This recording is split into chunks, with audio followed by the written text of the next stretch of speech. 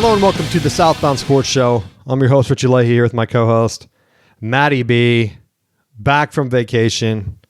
Hopefully the show turned out well. I didn't even know I could schedule it, right? But I told Matt, I'm going to schedule this show ahead of time because my original idea was wait until the Final Four weekend and then possibly add in like a little bit before the national championship game. And I thought, well, no, I can't do that.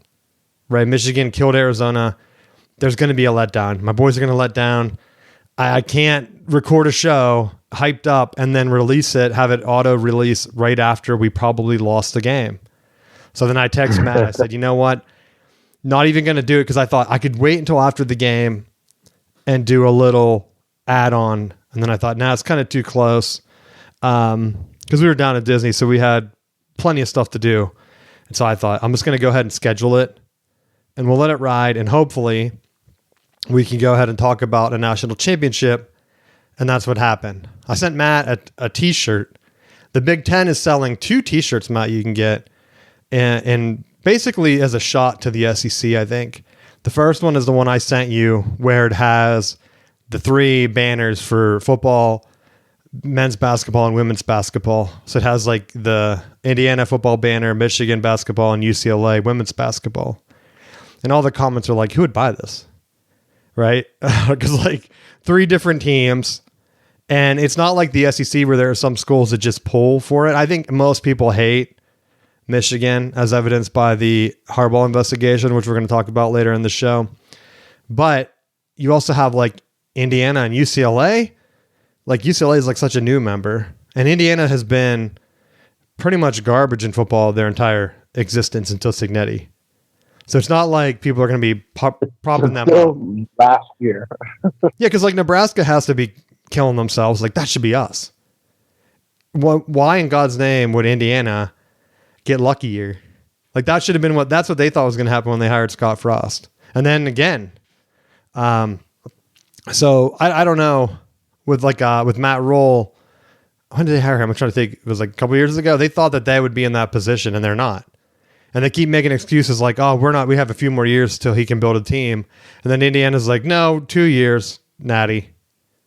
Chalk it up. And then Dusty made it the same thing in Michigan, 2 years. And I saw so many whiners out there complaining about it. But that's not even the best T-shirt. The best one they have is a football one where you can get the Michigan and Ohio State and Indiana on a back-to-back-to-back Big Ten championship T-shirt. And I thought, like, who would that be made for? If Michigan wasn't on it, I could see Michigan State fans wearing it, right? Just to spite us. Like if it was Penn State and Ohio State and maybe Michigan State, like, yeah. And heck, Michigan State doesn't even have to be in it. If it was Penn State, Ohio State, and Indiana, I would guarantee Michigan State fans would buy that shirt. Just to wear. But now you have the 2 rivals on there. No one's going to buy that shirt. Indiana fans, maybe, as like a thing of like, hey, we're on here. But it pretty much, I think the purchasing numbers have to be pretty low. And they're only doing it to taunt the SEC, I think. So, I don't know. I did know that before we get into it, I don't even know how much we talked about it throughout the year because basketball is so long. But I told Matt after I think it was the Players Era tournament, where Michigan was just housing teams like Auburn and Gonzaga, teams that were like tournament teams, I thought this team could go undefeated. So I was making it a point to watch all the games, and then I forgot about Big Ten officiating and Wisconsin getting hot. And so Michigan lost to Wisconsin, and I thought, well, the Duke game will be the barometer. If Michigan can beat Duke, I know they'll have a chance to win the national championship, or at least be the favorite. And Michigan lost the game, I think, by 3 and didn't play well. So I was still confident that, okay, the bad news is Duke might have Michigan's number because Michigan's big and Duke is also big. The only other team that was big like that was Arizona. And so you kind of wonder, will size kind of keep them out? Then Michigan goes through, they lose the Big Ten tournament championship game, which I really didn't care about, right? I've seen Michigan win the Big Ten championship game a bunch of times and then lose in the tournament. And I would much rather have the national championship than the Big Ten tournament. Now, next year, since Michigan, because I think Michigan had like a Fab Five curse going on for a couple decades now, where they hype up the team from the Fab Five that didn't win the national championship. They had the Glenn Rice team in '89 that did, and they're kind of like a footnote. Heck, even during the Final Four this year, they had the Fab Five do their own television broadcast during the Arizona game, which is insane. What other school would get that level of exposure from one of their teams that lost? Right? I'm not making fun of the Fab Five. They were great. I think it would be different because of the era where they played as freshmen and sophomores and they didn't get it done. Just talking to another Michigan fan that I ran into, if that team would have stayed all 4 years and like, let's say they won 2 national championships their junior and senior year, because they had already lost their freshman and sophomore in the national championship game. So it's not an unreasonable leap to think that they would have made the jump and then won that game. They had the timeout issue that probably could have cost them winning it in their sophomore year. Right? So if they would have stayed, then I think the legacy would be a little bit different. I think the banner should go up. I've said that all along. But I think having that cloud hang over all the other teams that have been close, like the Beeline years, where it seems like Michigan gets there, they just don't have the depth that some of the other teams had. And this year, Michigan had the depth. Michigan had the talent. And I thought, I'm not even doing a bracket because I'm going to pick Michigan and then it's just going to break my heart, right?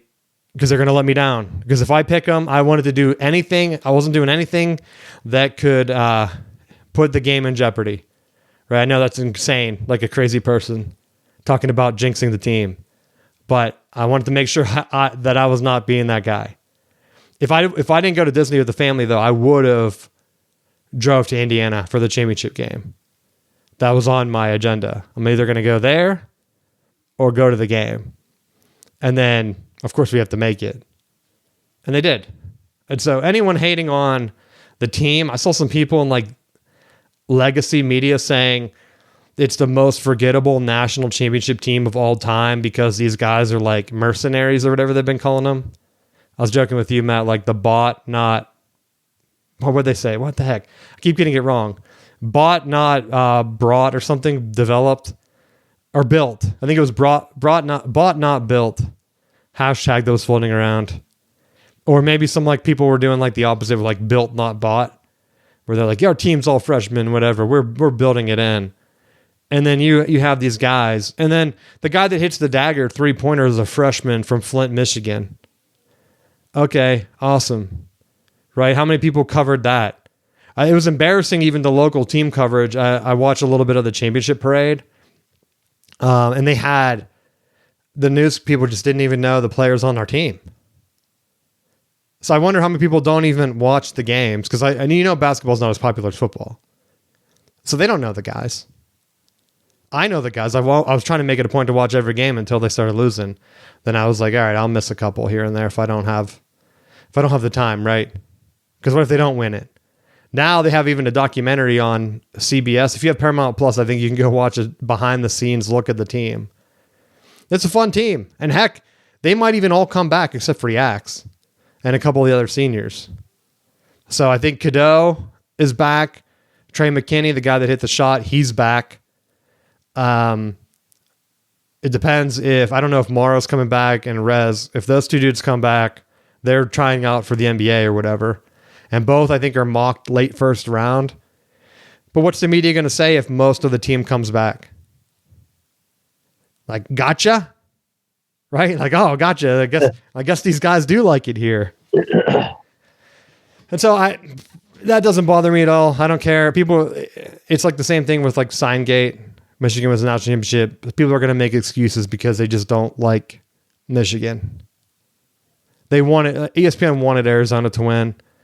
Even TBS, I think, even like if you watch the halftime of the game, the national championship game, they were talking like Michigan was losing, and I think Michigan had control that entire game. They just couldn't pull away because it wasn't hitting shots. I think Charles Barkley was the only one that said, like, you guys know that Michigan's winning right now. Right? You have one guy bucking the trend. And you know they don't believe that stuff, right? They're telling them what to say on TV. So unless you get insider information from certain coaches out there, right? Exactly. But yeah, do you have any thoughts on basketball? Do you think it's going to be a shift? Honestly, I don't. The Big Ten winning it, basketball is more random than football to me. So, I mean, I think in general, basketball seems to be a little bit easier to, in some aspects, cherry pick. I mean, I think that's why when you look at some of the financial breakdowns of sports, you have obviously football is going to carry the most water for a lot of athletic departments. But I think basketball also has a level of that because you have the ability that you're not paying for 40 guys or trying to divide like even 10, 15 guys on your team that you're trying to buy to bring in for certain spots. I think with basketball, your starting five, you can really throw some NIL money at them if that's the direction you want to go. And with all the popularity of March Madness, I think you can drive that into having a financially sound athletic department. and that's where I think the teams out there, you have to kind of balance it because you can spend and get a bunch of guys. Kentucky's been doing it for decades, right? Where they had all the hottest freshmen come in. And even right now, I think last year, their NIL was like either double or triple or quadruple what Michigan spent. So for people that are just using like a revisionist history thing where they're saying, well, we've been telling you all along that Michigan team is loaded. No. Like that team was built by taking key pieces that just weren't fitting. Like Mara wasn't fitting at UCLA. I don't even think they were playing him that much. Did I think he was going to make that big of a leap? No. Credit to Dusty May. He was an animal down the stretch. That Arizona game plan, I don't know if you saw after the game where they said that they knew Arizona had like gigantic dudes in the lane. So their plan was to just drive in, have the point guard throw up like ridiculously hard shots off the backboard. So Mara could just trail and basically alley-oop it to him off like bad layup misses. Because they knew that Arizona's dudes were going to try to go for the block. And so I went back and someone did a cut on Twitter of like all the ridiculously high layups he tried to do. And every time our guy's right there. And like, if coach says like, hey, yeah, that was planned, I got to believe him, right? Why would he make that up after the fact? Like, oh yeah, you know that play that kept working while we were just blowing them out because we were getting 2 points every time down? Yeah, that was planned because we knew they were over aggressive on the blocks. So we just told our guy to like trail and just throw it up hard enough that it'll bounce to him and he can just dunk it because he's 7'3", right? Now, can other teams emulate that? Probably not. They probably don't have a 7-foot dude unless you're Purdue. But a lot of that's just coaching. And then like Yak's coming in, like, okay, that was a big one. But I think a lot of teams stayed away from him because his other option was the NBA. So people don't realize this, that when Yaks came back, he committed to Michigan, but he wasn't sold. So credit to Dusty to wait it out because a lot of teams I think would have panicked and said like, you know what? I got to go with my B option here, right? We can't hold a scholarship for you. Like good luck in the NBA, like prep or whatever, but because the prep goes until like June, right? So right now the basketball portal's open. So that's where Michigan's at right now. If these guys go to the NBA, is Dusty going to be able to fill their spots? Like you lose Mara, you lose Johnson. Okay. That's two huge pieces from a national championship team. In addition to Yaks, where you're going to go from the favorite number 1 overall to maybe top 10. Like you still got some other key pieces back and you got the transfer from Tennessee already. That's another big forward to kind of fill. But yeah, you got to kind of wait. And I don't think teams want to do that. Like Kentucky threw money around. And even Yak said that Kentucky offered him more money, but they didn't have a plan for him. He said that like when Dusty came in, he was like, no, I'm trying to get you the NBA. Go see what the NBA says to do. Here's my plan of how I'm going to use you, and we'll base it based on like whatever feedback he got. Like feedback might have been like, hey, we want to see you shooting more from outside. And with Michigan, he got the green light. Shoot from 3, dude. Like, even when he was hurt at Arizona, he hit 2 threes back to back, I think. So that has to help dudes coming from the NBA and just having a blueprint. Because some of them, in the basketball, it's a little bit different. Some guys, yeah, it's easy to just pay for money, but you kind of need guys that are like working towards a goal. And so if you have like 5 guys that are more borderline dudes that are, hey, whatever the NBA tells you to do, we'll put that in your role here. I think that's going to go a long way, more so than just saying, hey, here's $10 million, come here. Right? And just put it out there. Because I don't know what the other teams were on the list. I'll see if I can find it quick. But I know Kentucky was number 1, and they were nowhere close to having one of the top basketball teams. So just throwing money at basketball thinking, all right, we need 5 great guys and we're good. Michigan, I think, played 9.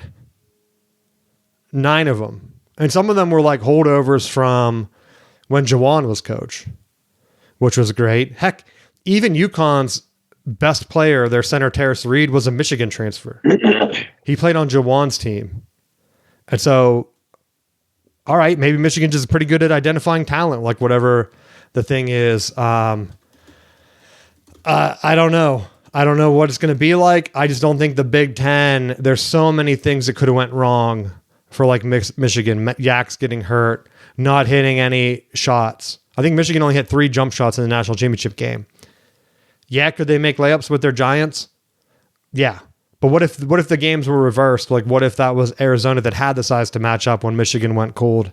Because UConn just didn't. It comes into matchups, I think. So that's where Kentucky spent $22 million on a basketball payroll, which is kind of crazy. This doesn't have the list of all the schools, though. Because that's the one thing that I think for football, you can have a ton of money eaten up. Heck, even in the Major League Baseball, I mean, where like people are paying for Bobby Bonilla years later. It only takes one bad contract. And I know in college basketball, they're not really going to go ahead and do that and say like, all right, we're going to give you a deal for 20 years, right? It's more like, hey, this is your number. Go out to the whatever, the NBA, get your number from them, because they'll tell them like, hey, your draft range is probably going to be number 20 to 25. And it's kind of like the NFL. They know the slot for how much money. I think BYU is another one. They paid that one dude like $7 million. I can't remember who it was, but he was like their number 1 recruit. So they ended up having a lot of NIL locked up that put them in the top list, but they didn't have the depth. So BYU, like I don't remember how far they made it in the tournament, but they weren't like one of the top seeds. So they're a little bit different about building it. Football, I think, if you spent all your money on like your offense and defensive line, you could have a much, much better position than someone that just throws out just different money on how it does it. So like Duke was over 10, Kentucky and then Arkansas was over 10. And then it says there were some others here. I still can't find the list. But Kansas was up there, Texas, Michigan, North Carolina, Louisville, Miami. And then schools like Ohio State, USC, and Virginia. Because like Ohio State's not going to sit back and watch Michigan win the national championship and not do anything. Right? Maybe that'll get some of their funds away from football. Cignetti's licking his chops. He's like, I'm ready. I'm ready. Get some of these dudes. Because Ohio State might be the first team to have 4 guys drafted in the top 10 of the NFL draft. And that team lost to Miami in a game that I'm still baffled by. And heck, even if you look at like, oh, Michigan, they took transfers as their best players. What a curse on that program. Ohio State won the national championship with Will Howard and some other transfers. Caleb Downs, right? And who was their running back? One of them was from Ole Miss or something, right? Yeah. Judkins, right? Was it Judkins?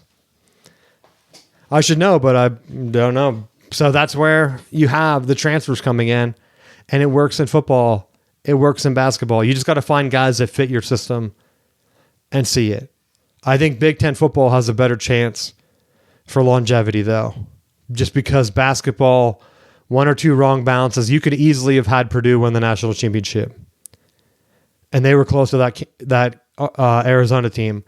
What if they beat Arizona? They had just beat Michigan. What if they beat Michigan again, and then they beat UConn? Right? It's not like outside of the realm of possibility that the Big Ten could have multiple teams in the mix. The one thing that's surprising to me is the ACC is now the power program with the longest drought, because it had been the Big Ten. They've been runners up, like 5 different programs or something were runners up over the past like 2 decades. And now it's been 7 years since, was it Duke or UNC won the one national championship? And so ACC right now has the longest drought, and that has to hurt, because you know that that's part of their thing is, we don't put much money in football, but we get our TV money deal in basketball for sure. I know a lot of people have been quiet down here where I work, telling me that Michigan wasn't that good. And I'm like, you guys clearly haven't been watching the game, because I've watched a lot of Michigan games and I've watched a lot of other basketball games, and you could just see that Michigan was better than almost any team. That's why I was surprised for a lot of the year that Arizona was being ranked number 1 ahead of Michigan. And I really think that probably motivated Michigan to just put the whooping on them in the Final Four, because there was no measure outside of like hyping up the Big 12, which some of the computer models were doing, where you could say that Arizona was head and shoulders above Michigan. Once Michigan lost to Duke, it was kind of like a coin flip. But up until that point, computer-wise, Michigan's like computer data, they're the number 1 ranked national championship team of all time now. And I think they were like right behind like the Duke team that got upset from like 99 or something like that. It's like that was the most efficient using analytics, like the BCS computers for basketball, Ken Palm or whatever. Like that's what they would have been, the number 1 team of all time. I don't know how back the computers go.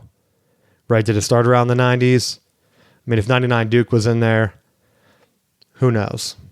But that's the first recap for the show. Really enjoyed it. I thought the Big Ten would have hockey too, but hockey's even more random than basketball, where Michigan outshot, was it Denver? Like double, and lost on a bad bounce in overtime. And then Wisconsin, same thing. Lost in the championship game. And Denver like has their own little thing going now where they have the system where they just have older dudes, and the Big Ten's kind of pushing these big NHL type guys with NIL deals. And I don't know if that's going to flip. Honestly, I don't think the Big Ten has ever won a national championship since they started their own conference years ago. And they've been spending money. They have the NIL in hockey. It just doesn't work in some sports because it takes a random chance in hockey, right? It's a 1 game. If it was a 7-game series, I think Michigan would have won the national championship, like in the NHL. And I don't think college wants to do that for hockey, which they don't need to, right? It's just college, right? Who cares? But I would almost wonder if they could do something like baseball, where the championship tournament instead, because they do have big gaps, and during the season you play like back-to-back series with some of these teams, so you're used to playing multiple games a weekend. I'm surprised they don't go into more pods where you have a double loss regional, right? First, and then that ties into some way where, or maybe you do like a 3-way or 3-game series for the first round or something, and then up and through the national championship game is a double loss, like college baseball. And then I think the championship game is best of 3 then. Right. So you have a chance where if you get the loss first, you can still bounce back and run the table. I think what they're trying to do is keep that Frozen 4 branding. But let's be real, that doesn't really matter. Right? They're not getting the TV. And honestly, like, it's disheartening if you know you have the better team and you watch your team just look like they're dominating out there and then lose. It's going to be hard to pick up fans. Right? I mean, the NHL's been dealing with that for a while, where you have these studs like Ovechkin, and he might never win a championship. Same with like baseball and Barry Bonds. Like, these guys just might not ever get it done. And so you hope that people want to watch on TV. And I don't know if it's gonna work. But college, like, to your point, you brought up basketball and football. For Penn State, they put out their financials, right? And so every single sport is losing money except for football and men's basketball. Football brought in $57 million. Basketball brought in, I'll round it up to be nice, $200K net, right? Outside of their expenses. And the expenses for basketball, even with all the travel, they're really not that bad, because if you can get people to come in and pay to watch, that's going to be like great in terms of ticket sales. Because the one thing I was looking for, women's basketball, that's losing a lot of money because the expenses are similar to men's basketball. And you hear it with UConn's coach. Did you see him ranting about the facilities again at the tournament?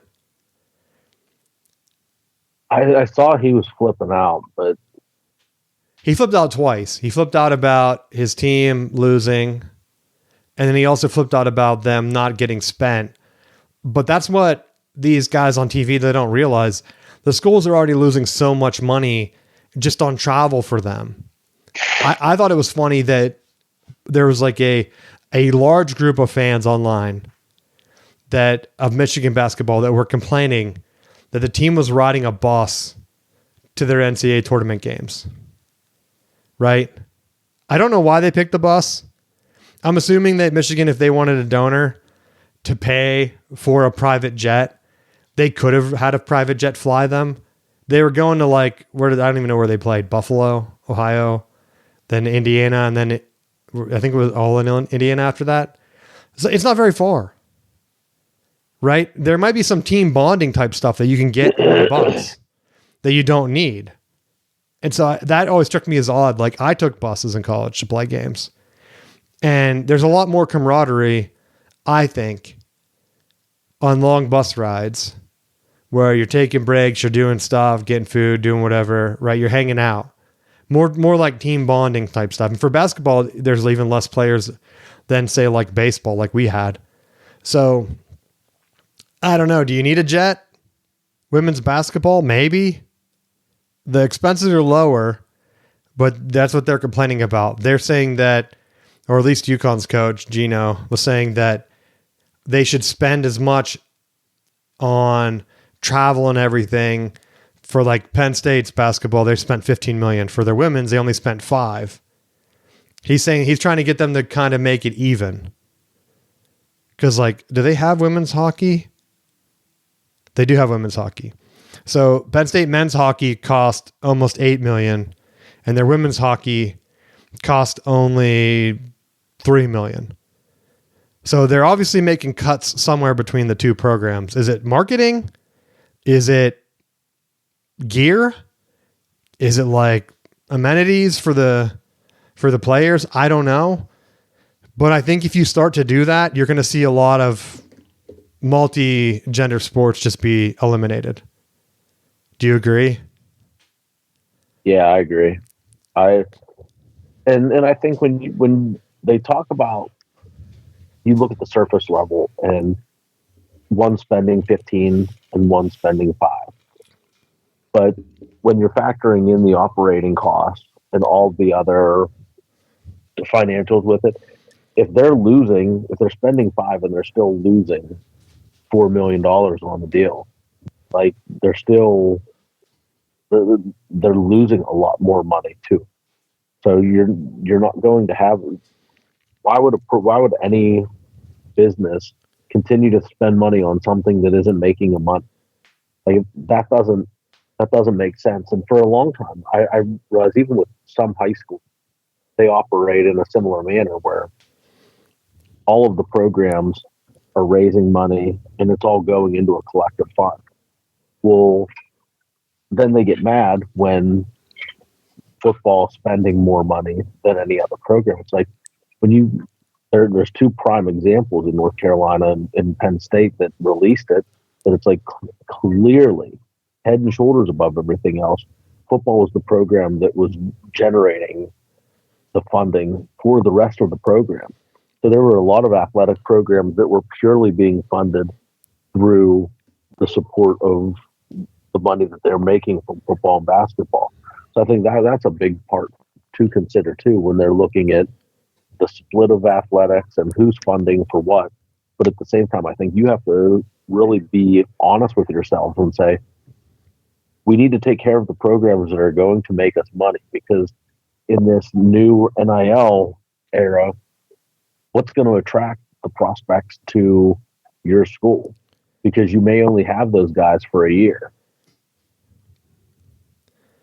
And that's where here, looking at UNC, what people don't realize too is that they're going to try to balance these out as much as possible. So like to Matt's point, they're making a bunch of money in football at Penn State. They're going to use some of that to offset the losses to like get better facilities for some of the other sports, just to try to break even on their income reports, right? I don't even know if they're exempt from taxes or whatever, but that's pretty much what they're trying to do, is make sure that they have an even budget. And if football starts to take a hit, that's where you see a thing like James Franklin getting pushed out, because if they're getting a hit, it's hurting the entire athletic department. And so you can get some donors to say like, all right, we'll donate here. They don't want to donate like, I'm going to donate $10 million a year to women's basketball. Like they just don't want to do that, right? Because you don't know what your return on investment is going to be.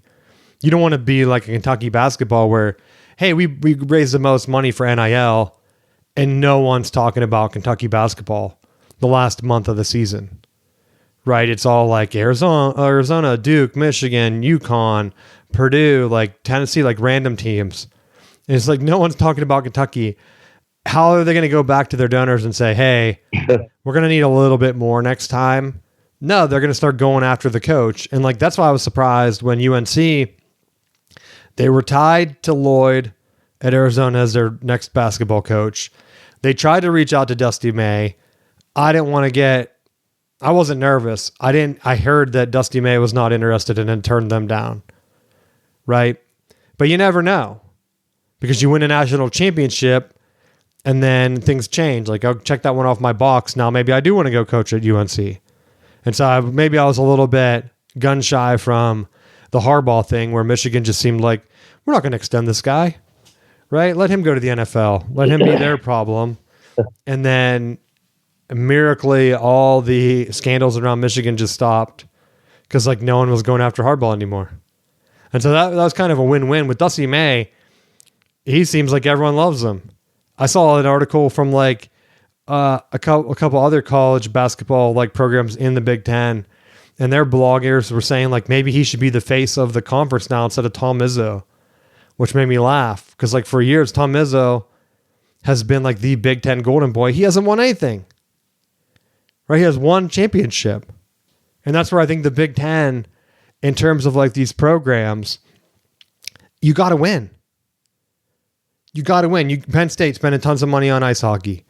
Awesome. Yeah, I know you're a new program. Step up and win. Maryland coming into the Big Ten for basketball. My buddy's a Maryland fan. I've been telling him like Maryland needs to win. Now they couldn't even win, and they're winning like lacrosse and stuff. Great. What's the revenue on that? Not good. Right? The Big Ten brought them in for their media, and because they were kind of good at basketball, they had won the national championship in like 2002 or whatever. They haven't been good since.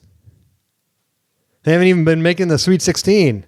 So when you have teams that are brought in and they have they have a history of winning, like Nebraska football, Maryland basketball and they just don't bring anything to the table, I don't know what the major conference like thing is going to do. Cause like you're getting to the point where 20 years of like Tom Izzo not winning a championship, he doesn't even have championship highlights in like 4K or high definition. That's the joke I always make for Miami, right? Well, show some Miami clips. It's like grainy. You're like squinting.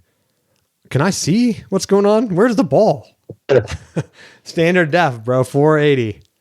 And that's why it was a joke that the Michigan game wasn't even broadcast in 4K. It's 2026. What was that channel was that on? TNT, TBS? Put it on 4K. Stream it on YouTube or whatever as like a paid pay-per-view. Right? See who would pay for it to watch it in 4K. Because like at least for highlights then, you would have the 4K footage. I hope people got it. Right? I think was Michigan's national championship in 4K. They try to do football for some stuff. I know some of Michigan's games have been in 4K.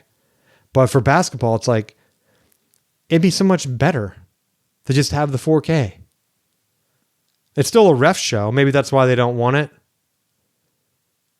Right? You don't want the guy calling penalties, outcoming the game. They could have called one on. I guess we didn't do a Final Four show, but I guess it would have been the week before because Duke hits that shot, or UConn hits the shot to beat Duke, and the official and Hurley like butted heads, and he said like he was trying to whisper in his ear, but he turned his head the same way, and it looked like they were butting heads. But he could have called a technical that would have changed the entire outcome of the game.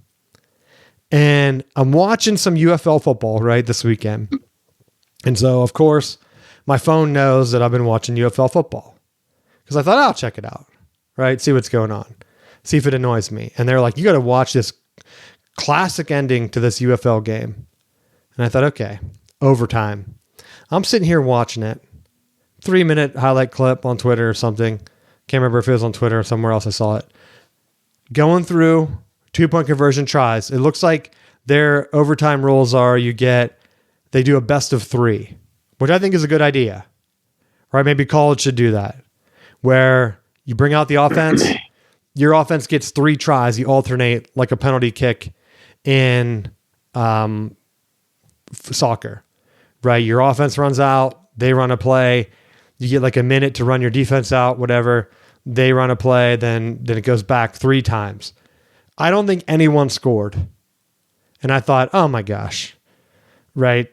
I'm seeing the time go down on this video clip and I'm thinking, now, is there even going to be a highlight? Like I'm thinking they're making all 3 because that would be exciting to me. Missing a bunch of 2-point conversions is not exciting overtime. I don't care who you are. Penn State, Illinois from years ago, didn't they miss a bunch in a row? I don't want to see that. So then they go to sudden death and they still don't make any. Matt, they don't make any. And finally, they call defensive holding or something in the end zone, and they make it a successful try. And I thought, what did I just watch? 2 loser programs out there can't complete 1 2-point conversion in like 5 tries or however many there were, and they end because the official gives up and calls a defensive penalty. I would be insane. Right? Could you imagine if you went to like a playoff game and your team lost like that? Like, oh, penalty, game over. That would piss me off. Like, that would be horrible. And yet they're promoting it like a great thing. And luckily, when I scrolled through the comments, I saw a lot of people on my side. Like, what did I just watch? Why is this a great highlight?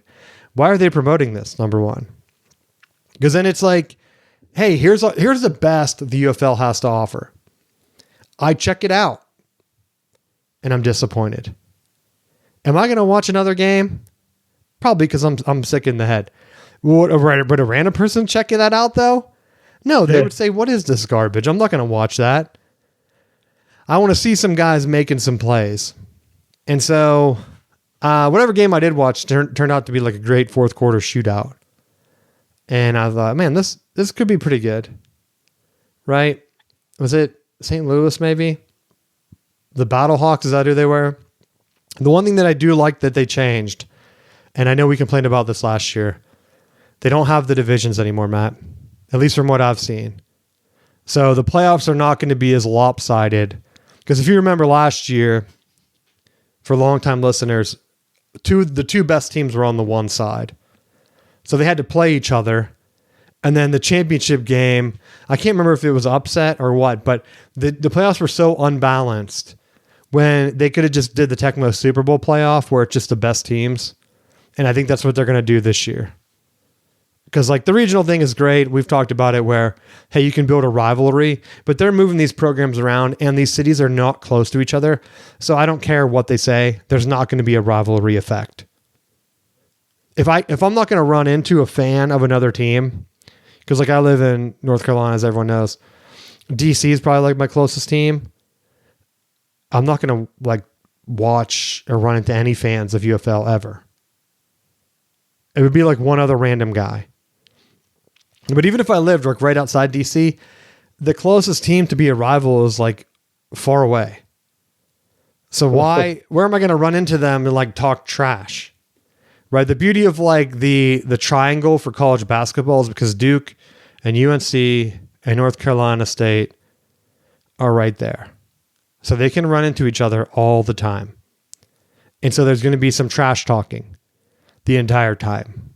That's why Michigan and Ohio State and Michigan State and like some of the Big Ten ones are so big because they're the entire state. If you cross over state lines, you're going to run into a bunch of rival fans. And then when you go far, you go down south, like I was at Disney, the amount of Go Blues is just insane there, right? Because everyone's on vacation doing the same thing, right? Running into some Ohio State fans. Like one guy's like, I was going to talk trash on you, but since you're national champs, I'll give you one day to celebrate, is what he told me. One day, Matt. Then it's back to hating us from the Ohio State side. And then I have, as the friends come down that weren't even fans of Big Ten, and they saw how outrageous it is, right? Having people just yell at you as you're going through. Not a lot of schools, I don't think, see that, right? Because it's more friendly around here. And then if you're not into the Big Ten type stuff, because you see Penn State fans everywhere, Ohio State fans everywhere, Michigan State fans everywhere, up and down the East Coast. And I think that really drives some of the NIL stuff too. Because I was trying to look for a UConn fan. I don't think I've ever met a UConn grad. Have you? No. But I also think like when you're looking at some of the rivalries and things like that, like there's a little bit of established history. And with these spring leagues, there's been so much back and forth turnover from the UFL to the XFL to the AAF to like there's been so much turnover within those spring leagues that trying to establish a core financial base, like it does seem like people are going to the games, which is a benefit that I think is a step in the direction of having the longer term success of the league, making it viable. They expanded out some of the teams that I think can build that a little bit more. And I think when you look at we have the NFL draft coming up here in 2 weeks. I think there could be something that the spring league could use to draw some interest. You know, like we talked about it before you went on vacay about how there was no or limited advertisements for the league starting. Like usually it's obnoxious, all of the NBA advertisements of when their regular season hits and things like that. So it's like they could have their own draft and be able to highlight some of those guys that are maybe not looking at NFL rosters or however they want to try to expand out their roster to draw some more interest, so that if they're getting some relative name bases, that might be something that would make you want to tune in more. Yeah, because I'm looking at the list, which, just to bring this up, crazily, I type in UFL standings, and it's like, did you mean University of Florida? So that's not helping, right? If Google thinks that you're looking for SEC standings. And so no, I'm looking for UFL, buddy. And they have a team in Columbus. They get rid of a team in Michigan, right? So that's a built-in rivalry, Ohio and Michigan, that you get rid of. You put a team in Louisville instead. Do people in Louisville and Columbus? I think Louisville is closer to like Cincinnati, Why not put the team in Cincinnati? Right? And they're both losing teams anyway.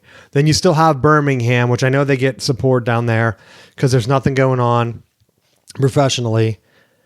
But there's no one by them. DC, no one even on the East Coast outside of DC. Right? I guess Columbus is in. Are they still in the Eastern time zone? Yeah. Louisville, I don't know if they are. I know Birmingham should be one time zone over, I think. So then you're in the Central time zone where you have like Houston and St. Louis and Dallas. Oh, I know Orlando. I missed Orlando, which again, I was in Orlando. I didn't see any Orlando Storm gear, but I would have been shocked if I did. Right? I would have been shocked. So I don't know what, I think moving teams around a bunch doesn't help. And just not having the consistency of the schedule. Like I said, I still think right now they should have started earlier and had the playoffs starting right before the draft or around the draft. Having it after the draft, I think just hurts because then you're pushing into NBA and NHL and they're going to pull viewers in. Right now you have the window where it's golf. Right? It's golf for nothing. I think. Teams are choking.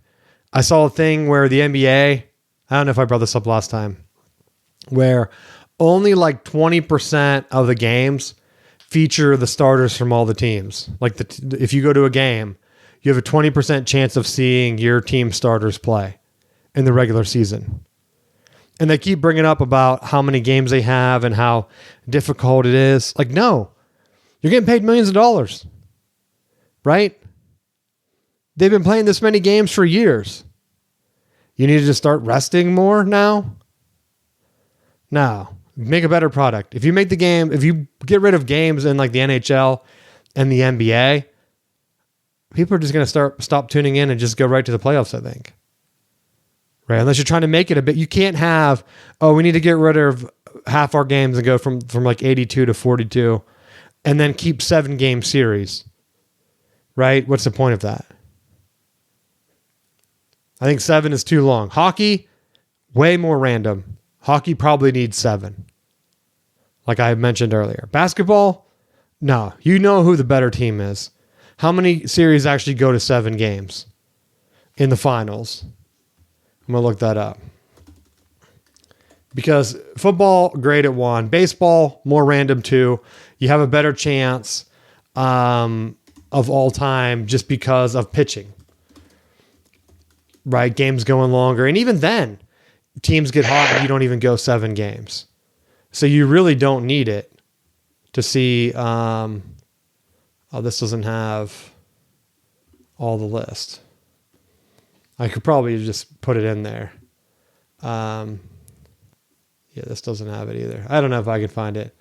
For the finals results, it can't be that many. So game 7s are rare. Only 19 times have there been a split. And how many seasons have they had? Probably a ton. And the home team has won 14 of those. So almost 80% where they go in and get it. So if you're watching the NBA Finals, you do not need a 7-game series. I don't care. That gets the most viewers, but it's rare enough that it doesn't matter. But I think that's all I had for this week. Matt, do you have anything that we missed? Yeah. Right. I think we're caught up. Oh, one more thing. I said I was going to talk about the Michigan scandal. As part of that investigation, or related to that investigation, they were looking into the transfer of Cade McNamara from Michigan to Iowa. They found out from the phone records that he had got a text from them hours before the portal opened, which to me doesn't matter, right? Because he still wasn't in the portal. Doesn't matter if the portal's open or not. And so I think that's what I think Iowa was fighting the wrong thing here. I think if they would have just said like, hey, we thought he was in the portal, then they could have been like, oh, okay, great. But they were like, no, the portal was almost open. We just missed it by a couple hours. But he still wasn't in it. And the texts were like, yo, if you enter the portal, we have a place for you. Like very specific tampering. And so I think I'm surprised that they vacated games because, like, who cares? Right? It's 4 games he played in. He got injured. I didn't even realize that Michigan, that was the year Michigan had played Iowa in the Big Ten championship game. So there's a little bit of extra there because then Michigan played, 2 teams, Michigan State and Iowa that year that had games vacated. And then Michigan didn't have to vacate. Crazy. But the other thing, Sharon Moore, he avoids jail time. I don't know how much you've been in following this case, Matt, but the stalking that he was alleged of, there was no evidence. So he didn't get the charge of stalking. So if he didn't do that crazy flip out, he would probably be coaching next year. Next season, I guess, in the fall. So now he is on probation for 18 months. And I keep seeing people say, like, what SEC team's going to hire him as an offensive line coach next? Right? Like, we know it's going to happen. Where's he going? Is he going back to Oklahoma? He's going to have a redemption story. Because the way that he flipped out, I thought that they had, like, more data on him than what they ended up having. And so you feel bad for him. I mean, he put himself in the horrible situation, so you can't feel that bad. But just keep your calm and composure. Just don't say anything, right? Ride it out. That's a lesson for everybody out there. Don't make it worse, right? You're driving through Georgia, Matt. You get pulled over. You're going 100. Just don't say anything. Just calmly wait. I know there's so much traffic there that you won't get through on 95 in Georgia. I don't know how people can go 100 there. Who knows? But all right, that's it for this week. NFL draft is coming up. If there's anything else you want us to hit on, let us know, and we will see you next week.